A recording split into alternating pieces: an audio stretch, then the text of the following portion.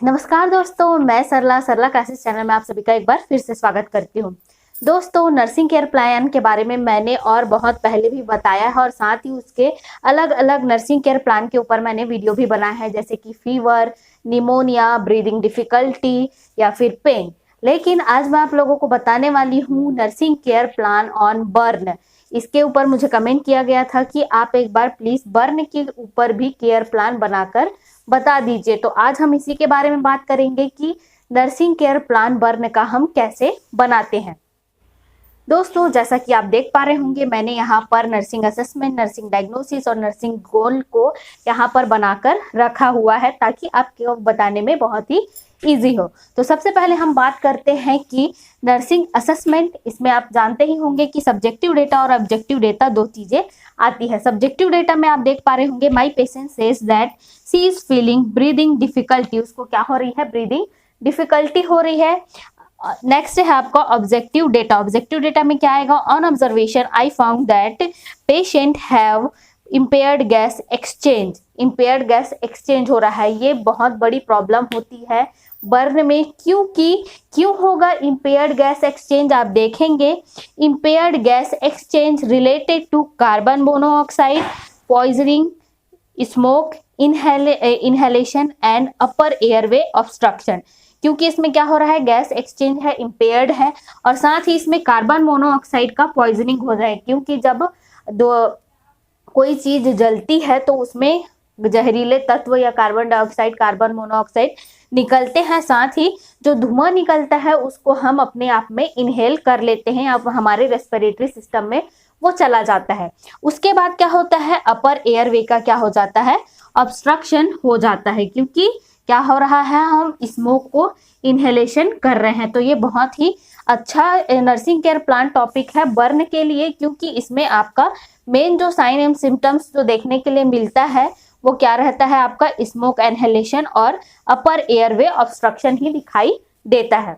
Next अब बात करते हैं कि अगर ये इस तरीके का नर्सिंग डायग्नोसिस आ रहा है तो हम उसमें गोल कौन सा बनाएंगे। तो इसमें गोल रहेगा आपका maintenance of adequate tissue oxygenation. क्योंकि यहाँ पर क्या हो रहा है? अपर वे ऑब्स्ट्रक्शन हो रहा है। इसके लिए हम क्या करेंगे? टिश्यू में अच्छी मात्रा में जो है ऑक्सीजन नहीं पहुंच पा रही है, इसलिए क्या हो रहा है? ऑब्स्ट्रक्शन हो रहा है। तो हम क्या करेंगे? टिश्यू ऑक्सीजनेशन करेंगे। और टिश्यू ऑक्सीजनेशन के लिए हमें क्या क्या प्रक्रिया करनी होगी उसको हम लिखेंगे nursing planning, nursing implementation and rational and evaluation. इसके बारे में मैं आगे आप लोगों को समझाती हूँ। दोस्तों, पूरा समझने के लिए वीडियो को बिल्कुल भी स्किप ना करें, क्योंकि ये इसके साथ साथ आपका जरूरी है कि हम प्लानिंग कैसे करते हैं, इम्प्लीमेंट कैसे करते हैं और उस प्लानिंग की क्या वजह होती है, क्योंकि हम जो प्लान कर रहे हैं वो इफेक्टिव भी होना चाहिए। दोस्तों, जैसा कि आप लोगों को याद होगा, मैंने बताया था कि इसमें क्या हो रहा है, आपको ब्रीदिंग डिफिकल्टी या अल्टर्ड गैस एक्सचेंज या इम्पेयर्ड गैस एक्सचेंज हो रहा है। तो उसके लिए हम सबसे पहले जो प्लानिंग है वो क्या रहेगा? Provide humidified oxygen. और ह्यूमिडिफाइड ऑक्सीजन उसको प्रोवाइड करना है, क्योंकि बर्न के कारण जो है गला सूख जाता है, या फिर जो कार्बन मोनोऑक्साइड है या स्मोक इनहेलेशन के कारण क्या हो गया है? ऑक्सीजन जो है अच्छे से नहीं जा रहा है। उसकी वजह से क्या हो रही है? अपर रेस्पिरेटरी ब्रीदिंग डिफिकल्टी हो रही है, जिसको हमने प्रोवाइड कर दिया। देन उसके बाद ये क्यों कर रहे हैं? ये रैशनली हम इसको क्यों प्रोवाइड कर रहे हैं? तो ह्यूमिडिफाइड O2 क्या करता है? मॉइस्चर प्रोवाइड करता है। जो गला सूख चुका था उसको क्या करेगा? मॉइस्चर प्रोवाइड करेगा। उसकी वजह से क्या होगा? जो डिस्निया हो रहा था या ब्रीदिंग डिफिकल्टी जो हो रही थी वो क्या हो जाएगी? कम हो जाएगी या पूरी तरीके से चली जाएगी। नेक्स्ट है assessed breath sound and respiration rate. हमको क्या करना है? जब हमने ब्रीथ ऑक्सीजन प्रोवाइड कर दिया, उसके बाद हमको क्या करना है कि उसके ब्रीथ साउंड और रेस्पिरेटरी रेट को हमको सुनना है, ऑस्कल्टेट करना है। तो हमने असेस किया। असेस क्यों करेंगे? क्योंकि this factor provide baseline data for further assessment and evidences और इंक्रीजिंग रेस्पिरेटरी कॉम्प्रोमाइज। ठीक है, इसमें क्या करता है? हम फर्दर जो एविडेंसेस या फर्दर जो असेसमेंट करना चाहते थे उसको भी दर्शाता है, या बेसलाइन डेटा हमको प्रोवाइड करता है। और साथ ही आगे जो अगर उसमें कोई रेस्पिरेटरी कॉम्प्रोमाइजेस होते हैं उसको भी इंडिकेट करता है। इवोल्यूशन में आएगा कि कितना होना चाहिए रेस्पिरेशन रेट, तो इसमें 12 to 20 ब्रीथ पर मिनट दोनों के बीच में ही होना चाहिए, उससे कम नहीं होना चाहिए। और ये हम बेसलाइन डेटा पहले से ही तैयार करके रखे हुए हैं। ठीक है, नेक्स्ट है अब कि कौन सा नेक्स्ट प्लानिंग होगा अगर उसको इम्पेयर्ड गैस एक्सचेंज हो रहा है। मॉनिटर करना है आर्टेरियल ब्लड गैस को, साथ ही हमको वैल्यूज भी देखना है किसका, पल्स ऑक्सीमेट्री के जो रीडिंग है उसको, और साथ ही कार्बोक्सी हीमोग्लोबिन लेवल कितना था उसको भी हमको क्या करना है, देखना है। ठीक है, ये हमने क्या किया, मॉनिटर कर लिया। जो भी हम इम्प्लीमेंटेशन में रहता है उसमें हम मॉनिटर्ड करके ही हम इसमें लिखते हैं, और ये पूरा जो प्रोसेस हमने किया है उसके बारे में लिखते हैं। लेकिन रैशनली अब इसमें हमने क्यों किया, हमने क्यों मॉनिटर किया आर्टेरियल ब्लड गैस को और वैल्यूज को, तो इसके बारे में जानते हैं।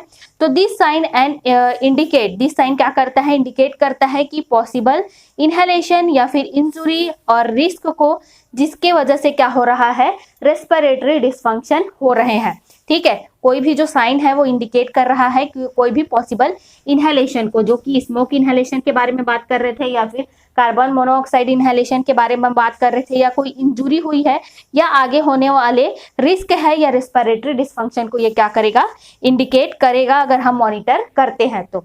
ठीक है, ये हुआ आपका कि यहाँ तक का प्रोसेस। नेक्स्ट प्रोसेस देखते हैं। अब नेक्स्ट रहेगा कि report लेबर्ड respiration and decrease depth of respiration. हम क्या कर रहे हैं, लेबर्ड, जो मतलब ताकत के लगाकर कहीं रेस्पिरेशन तो नहीं हो रहा है, क्योंकि रेस्पिरेशन क्या होता है, एक नॉर्मल सी प्रक्रिया होती है जो कि कुछ ही सेकंड में कंप्लीट हो जाती है, इंस्पायरेशन और एक्सपायरेशन। तो हम देखेंगे कि कहीं जो ताकत लगाकर तो रेस्पिरेशन नहीं किया जा रहा है, और साथ ही जो डेप्थ है रेस्पिरेशन का वो कितना है।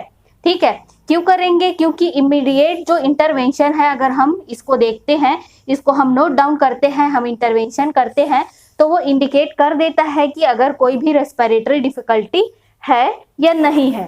ठीक है, नेक्स्ट है आपका प्रिपेयर टू असिस्ट विथ इंटूबेशन। इंटूबेशन करने के लिए हम क्या करेंगे, प्रिपरेशन करेंगे। और प्रिपरेशन क्यों करेंगे, क्योंकि इंटूबेशन अलाउस मैकेनिकल वेंटिलेशन, क्योंकि ये क्या करता है, मैकेनिकल वेंटिलेशन प्रोवाइड करता है, क्योंकि हम अपने थ्रू उसको वेंटिलेशन नहीं प्रोवाइड कर सकते अगर ज़्यादा परेशानी होती है तो। इसलिए हम क्या करते हैं, मैकेनिकल वेंटिलेशन के लिए, इंटूबेट करने के लिए पहले से ही प्रिपरेशन करते हैं।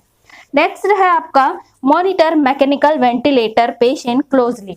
अब आपने मैकेनिकल वेंटिलेशन तो कर दिया, लेकिन आपको उस पेशेंट को क्या करना है, क्लोजली मॉनिटर भी करना है, क्योंकि उसमें भी कई बार परेशानी आ जाती है कि उसका जो रेस्पिरेशन है या डिफिकल्टी है या इम्पेयर जो गैस एक्सचेंज है वो अभी भी बना हुआ हो, वो पूरी तरीके से ठीक नहीं हुआ होगा।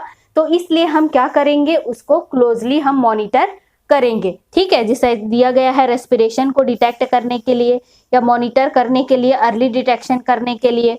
ठीक है, या कोई भी पॉसिबल कॉम्प्लिकेशन हो सकते हैं मैकेनिकल वेंटिलेशन से, तो उसके लिए भी हम क्या करेंगे, मॉनिटर करेंगे।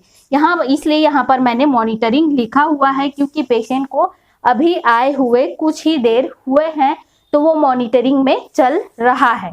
ठीक है, जब तक वो मैकेनिकल वेंटिलेशन में रहेगा तब तक उसकी मॉनिटरिंग है वो होती रहेगी। लेकिन पहले मैंने इवोल्यूशन में कुछ चीजें लिखी थी, उसमें आप क्या देखेंगे कि रेस्पिरेशन जो है कितना होना चाहिए, 12 to 20 ब्रीथ पर मिनट के बीच में होना चाहिए। ठीक है, उससे ज्यादा नहीं होना चाहिए और उससे कम नहीं होना चाहिए।